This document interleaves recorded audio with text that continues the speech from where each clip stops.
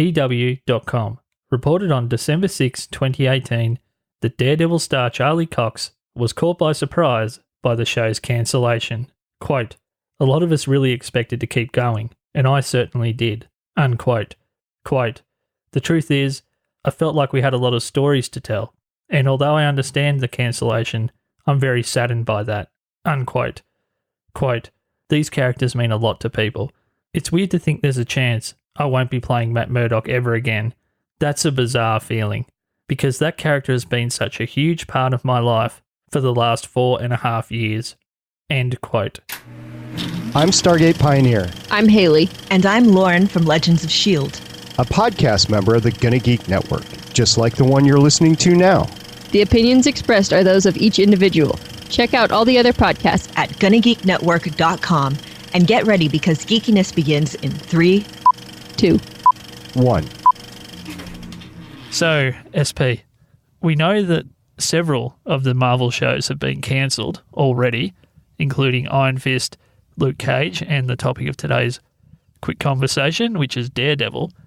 And we also know that there's a few shows in the Marvel Netflix stable, being Jessica Jones and The Punisher, which are actually already in production for their next seasons.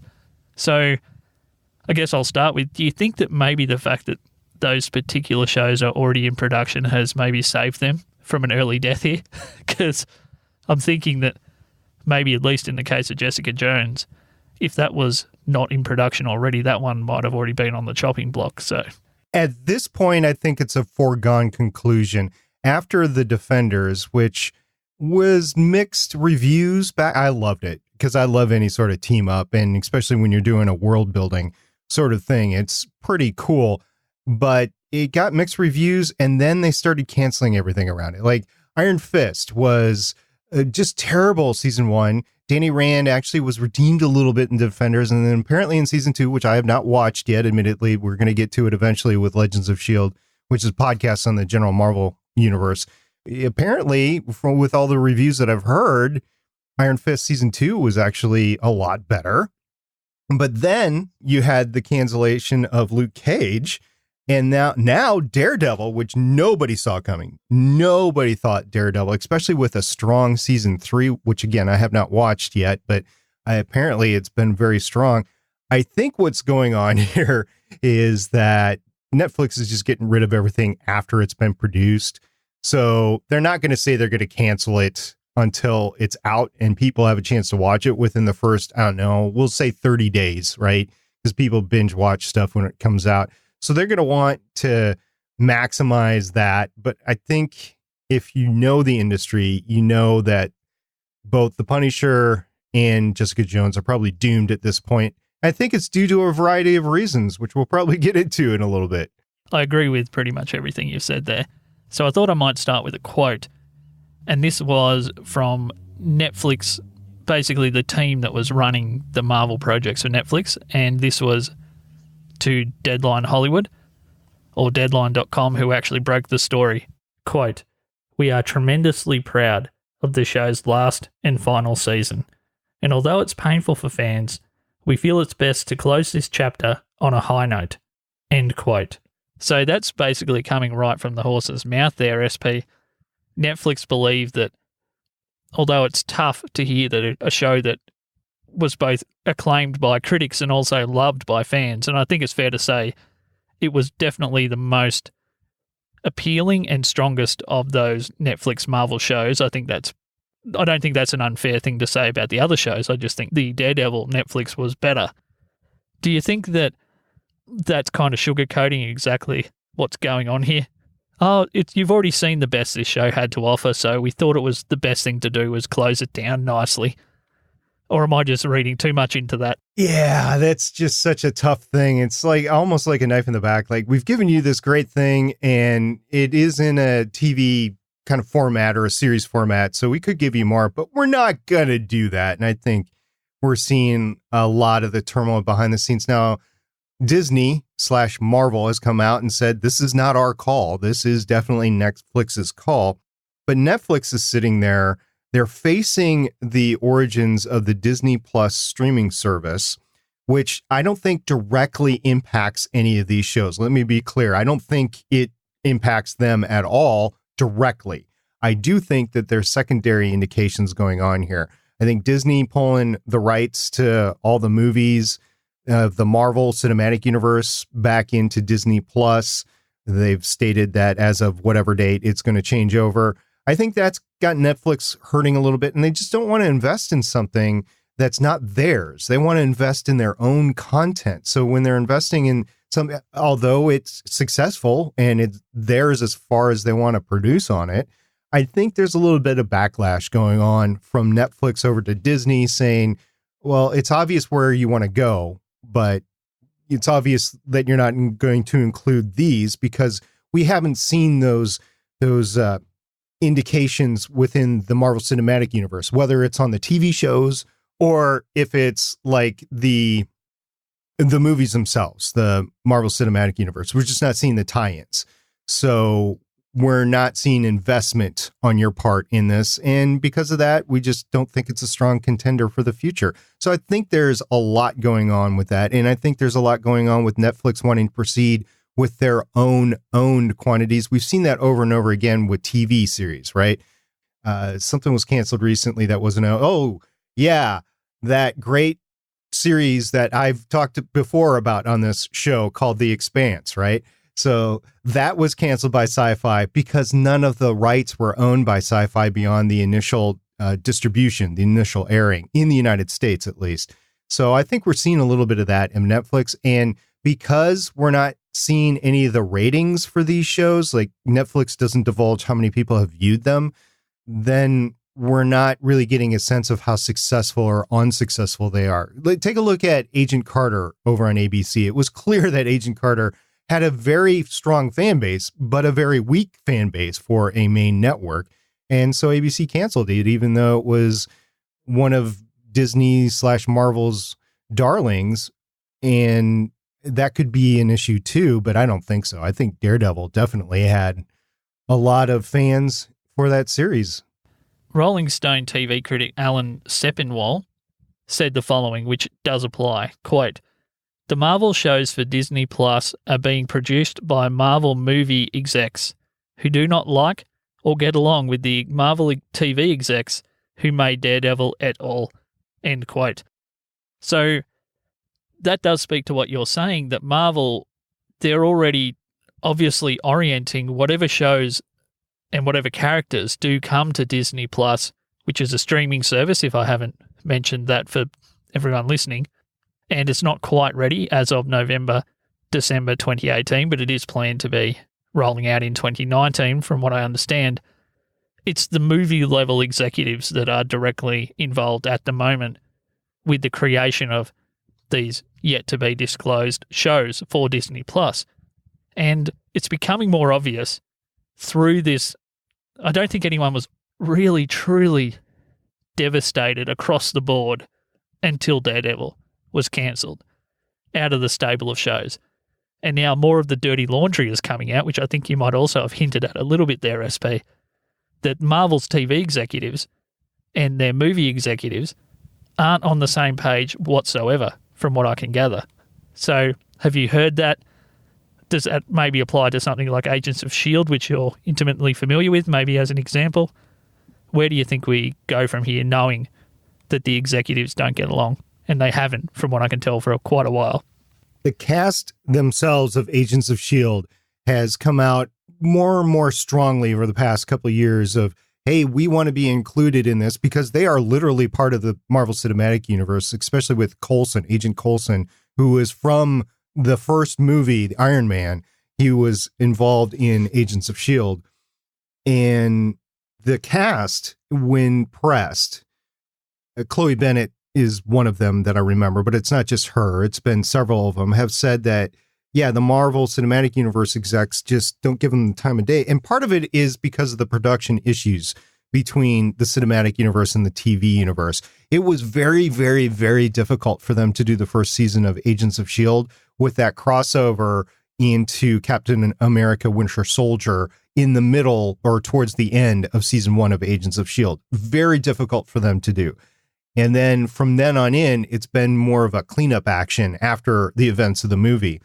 But since they're in the same universe, they have to reference what goes back and forth. And because of the production schedule of a movie, which is over a couple of years, versus the production schedule of a TV show, which every single episode is somewhere between like 8 and 10 days to shoot, and you have to do it in the year that you're doing it, it's just very hard. Like, what happens if a major edit comes through on a Marvel Cinematic Universe movie, and then you've already got TV shows that are referencing what's been cut out?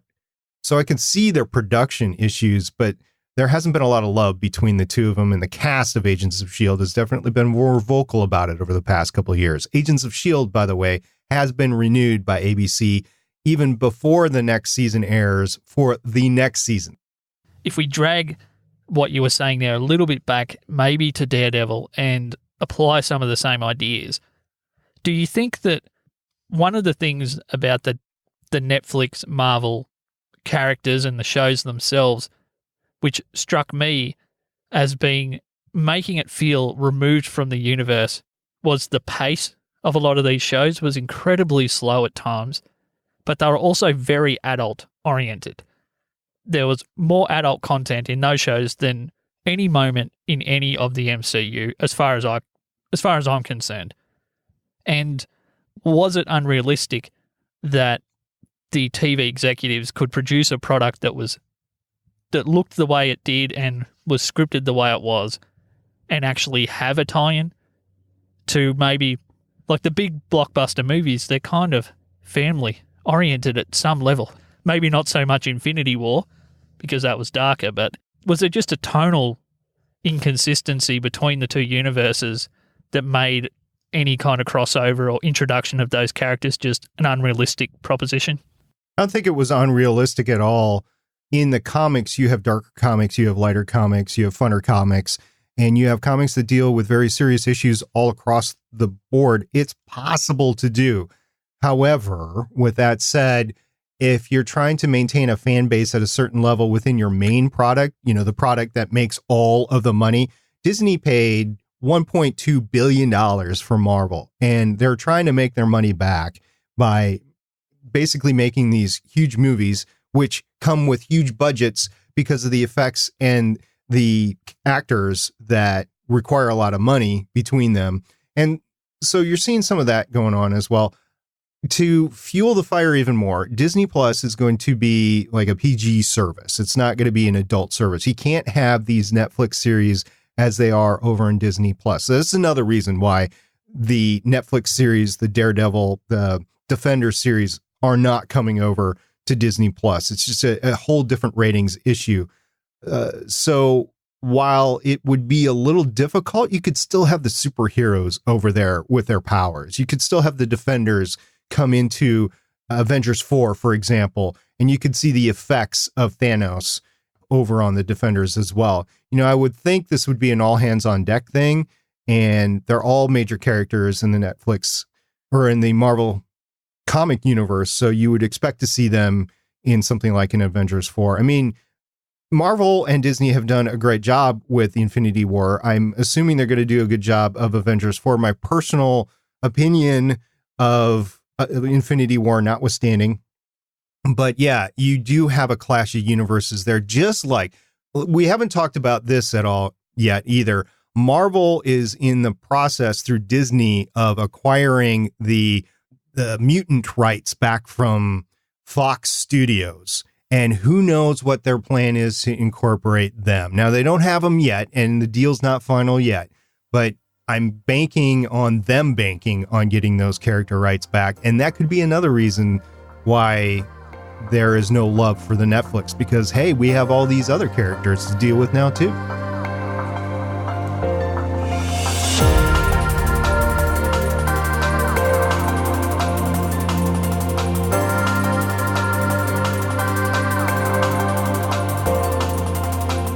Not the normal type of episode that I would release, but just the visceral reaction from people around this cancellation was something I hadn't seen with all of these other shows that have been cancelled. This Daredevil one certainly has ratcheted the dialogue up a level of what is going on.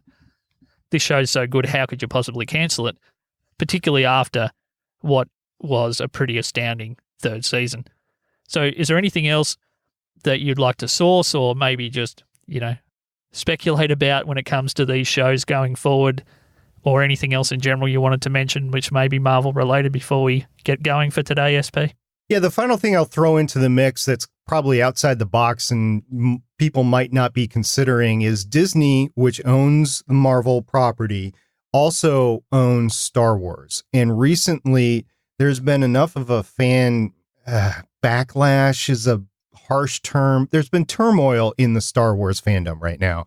And I think Disney has throttled back Star Wars because there's just too much out there at any one time. So they're not making as much money as they wanted to with these properties. They spent $4 billion on Star Wars. So they're really protective of that IP, and they should be, because it's a IP that's held near and dear to a lot of different people with like 3 or 4 different generations.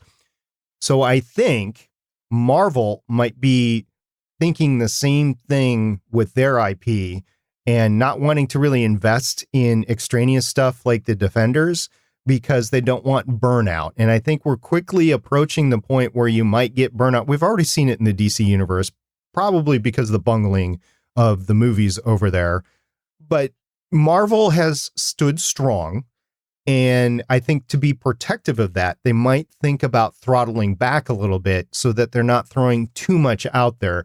I mean, we could get into the whole Guardians of the Galaxy thing as well and where that stands and where that doesn't stand right now. I mean, Disney and Marvel are dealing with stuff in the Marvel universe and in terms of production of the property. And I think this is just a note that they think is a stretch too far at the moment. And I think that should be into consideration with this as well. Once again, Disney and Marvel had no say in this whatsoever. It is a secondary conversation. It's a secondary factor of what's going on. It's not Netflix saying Disney is telling us to cancel it. It's just Netflix is taking a look at both their internal products and what's going on in Disney, and they're seeing the light and they're going, maybe we need to shut this down before it gets to a point where the product doesn't mean anything anymore. Because they have said, and correct me if I'm wrong, Josh, because you've done some research on here, they've said that the properties will still remain streaming on Netflix for a very long time. Yeah. So they want to be protective of this for the long term. Yeah, as per the original deal, which was a multi-series deal over a very long period of time. I think that was signed or at least first proposed in 2013, and it's far from being done. So maybe they are just trying to lock away these properties while they're strong, while they still have buzz and critical acclaim and all those things that Netflix seem to be more and more fascinated with, about having really highly acclaimed properties. Maybe they don't want a 7-series burnout for these properties. And there's obviously things that they're doing, including making movies now that maybe are just far, far more important to them long term because they own the IP for, ad infinitum sort of thing, as opposed to at some point having to return that back to Marvel or Disney or whoever at some point in the future. Okay, SP, did you want to let us know where you're from, where people can hear Legends of S.H.I.E.L.D. may be the most appropriate if you're a fan of what you're listening to right at the moment? Yeah, Legends of S.H.I.E.L.D. has been a podcast on the Marvel Cinematic Universe since the inception of Agents of S.H.I.E.L.D., so it's going on 5 years now. And that is over at the GonnaGeek.com network. And it's a weekly podcast right now that I'm recording with 3 wonderful ladies that know a heck of a lot more about the Marvel Universe than I do. And it's been a joy over the past 5 years, from the transformations of the Marvel Cinematic Universe, of Agents of S.H.I.E.L.D., as well as Legends of S.H.I.E.L.D., which is the podcast that I do. And that is also a network where this show is, and I'm proud to be a part of the network that has both shows on it.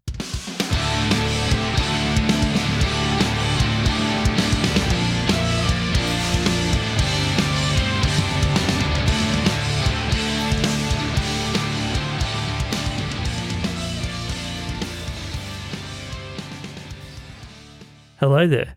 If you're still listening to this, you're a prime candidate for checking out the Gonna Geek Discord server. Go to gonnageek.com/Discord and accept the invitation, and you'll be able to speak to people like myself, SP, who you heard today, and all the other fantastic hosts from Gonna Geek. And I'll be brutally honest, I wasn't too sure how personally I felt about things like Discord up until about 3 or 4 months ago when I started using the platform. And it's really, really fun. And you get to just hang out with cool people. The way the platform works, you don't have to worry about trolls, etc. There's a gamification element that even that part of it is winning me over. And I'm not the most easily won over person. I tend to be a little bit serious a lot of the time. GonnaGeek.com/Discord and at Joshua C. Liston on Twitter, Instagram, and Facebook. Okay, catch ya.